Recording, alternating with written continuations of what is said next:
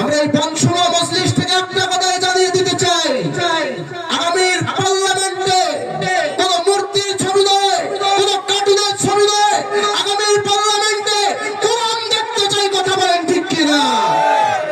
আমরা এই মজলিস থেকে একটা আওয়াজ জানিয়ে দিতে চাই, আগামীর রাষ্ট্রনায়ক এমন ব্যক্তি হতে হবে যে নাকি শুধু সংসদে বসে ভাষণ দেয়, শুক্রবারের জাতীয় মসজিদের মধ্যে জুমার খুতবা দাঁড়িয়ে দেওয়ার মতো যোগ্যতা রাখে। কথা বলেন ঠিক কিনা?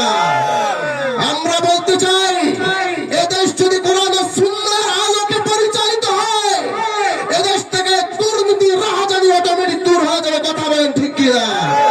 আমরা এই কথা জানিয়ে দিতে চাই, এদেশ যদি কোরআন ও সুন্নাহর আলোকে পরিচালিত হয়, আমাদের মা বোনেরা রাস্তাঘাট দিয়ে চলবে, কোনদিন পরকীয়ার শিকার হবে না।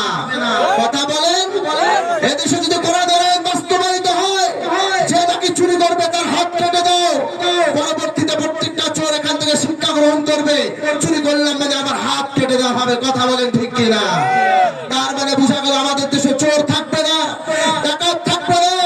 নারীকে দিয়ে যারা অসামাজিক কাজকর্মতে লিপ্ত হয়, অটোমেটিক ভাবে তারা সমাজ থেকে বিতাড়িত হবে। কথা বলেন ঠিক কিনা? মোহতারাম হাজিরিন, এজন্য আল্লাহর কাছে আমরা দোয়া করব, আল্লাহ যেন এই দেশটাকে কোরআন ও সুন্নাহর দেশ হিসেবে কবুল করে। সবাই বলেন আমিন।